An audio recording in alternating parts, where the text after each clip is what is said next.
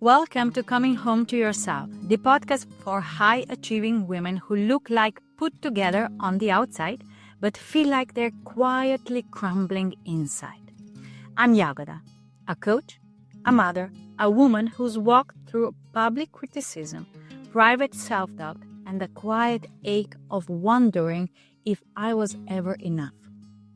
I've been bullied. I've been dismissed for being just a mom. And for years, I questioned my voice until I began to come home to myself. This is your space to exhale, to stop performing strength and start living your truth. Each week, I'll share honest stories, gentle insights, and soul-deep shifts to help you reconnect with the woman beneath the roles, the one you've forgotten, the one you miss, the one who's always been there. If you're tired of being the strong one, the capable one, the one who never breaks, you belong here. This is the invitation to slow down, to soften, and to finally feel safe inside your own life. You were never broken. You were never too much. You don't need to fix yourself. You just need to come home to yourself. Let's begin. I wasn't confident. I was just managing chaos so well no one noticed I was drowning in it. I used to pride myself on how much I could carry. The color-coded calendar, the emotional labor, the to-do list inside the to-do list. People would say things like, "You're so grounded. You're a rock. You're in control." And I believed them. Because on the outside, it looked like confidence. But inside, I was bracing, constantly, quietly, waiting for the next things to fall apart. And that wasn't strength. That was actually fear disguised as stability. And if I'm being completely honest, it was never about feeling safe. It was about preventing disaster. And control just gave me the illusion of safety. But confidence requires trust. And I didn't trust life. I didn't trust myself. I micromanaged everything. And I control everything I could. Because I had a feeling I would not handle it if I wouldn't do that. And I had a list for everything, like work, meals, movement, even downtime. And it all looked impressive. But behind the scenes, I was holding it together with anxiety and adrenaline. Because I thought if I loosen my grip, everything will collapse. But the truth is, the collapse had already happened inside me. My joy was gone. My presence was gone. Even my laughter felt like it had an agenda. I remember this one evening, I was sitting alone at the kitchen table. Every light was off except the one above me. And for the first time in weeks, I just sat there. No planning, no multitasking, no pretending I wasn't tired. And I was thinking, I don't want to carry all of this anymore. It wasn't a breakdown, it was breakthrough. Letting go didn't look like a yoga retreat or a morning meditation. It looked like finally admitting I was done performing control. And that's actually when everything shifted. Because for the first time, I told the truth. Not the version I performed,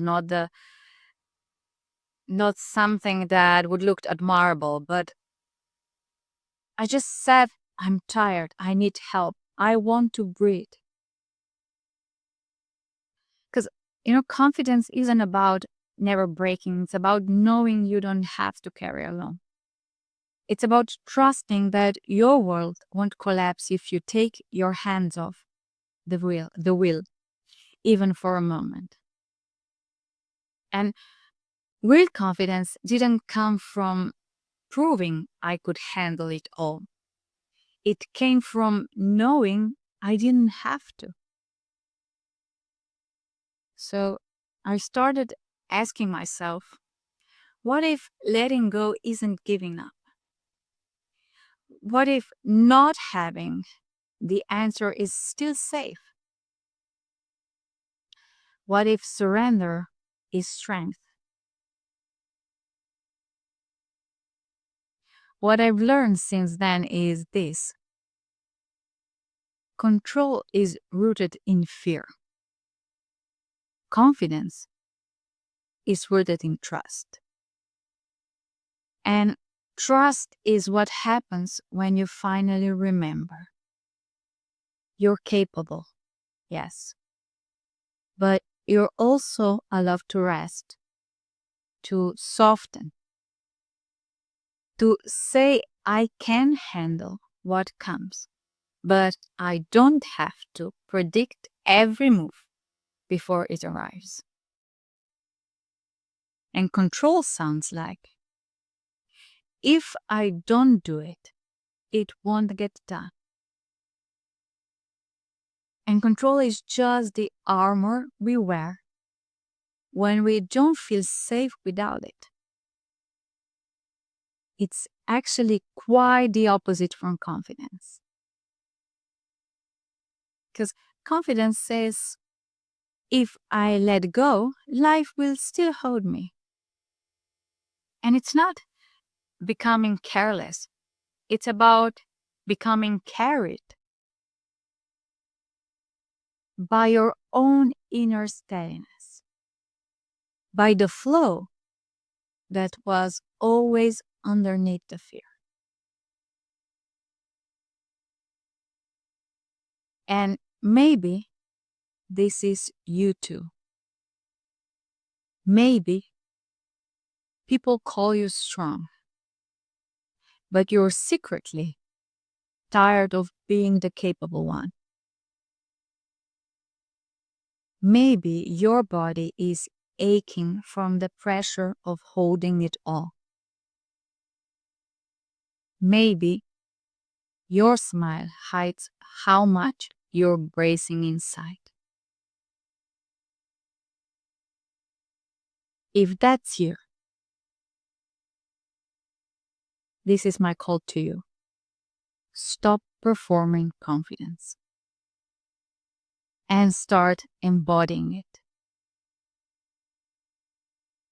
It's time to ask, am I leading or just managing?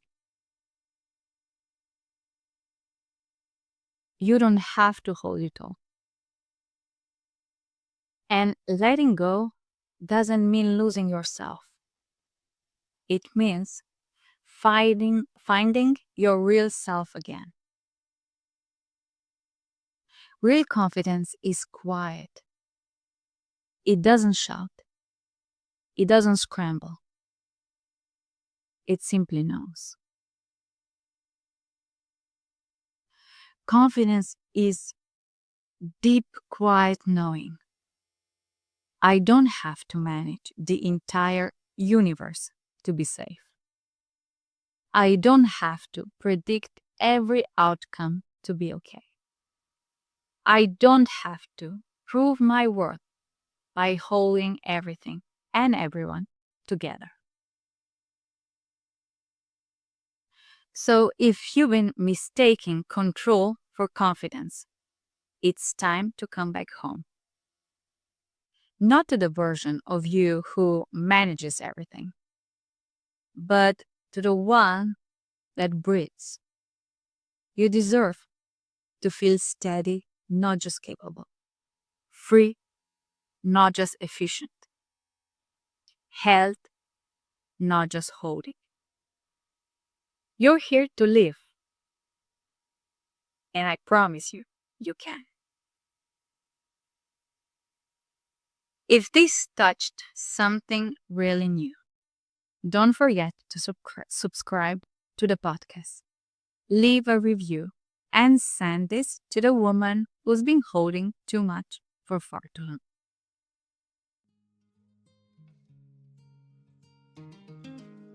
Thank you for being here, for listening, for feeling, for letting these words land wherever they needed to. If something stirred in you today, let that be enough. You don't need to figure it all out. You don't need to rush to fix or change anything. Just keep listening to yourself. And if this episode offered you something, a breath, a truth, a shift, I'd love to know. Come find me on Instagram and Facebook. The links are in captions. Or send me a message with a word that spoke to you most. I read every one. Because this isn't just a podcast, it's a return to your body, to your breath, to your heart, to your own voice. And no matter how far you've wandered, you're never too far gone to turn around and come home. Until the next time, take care of yourself.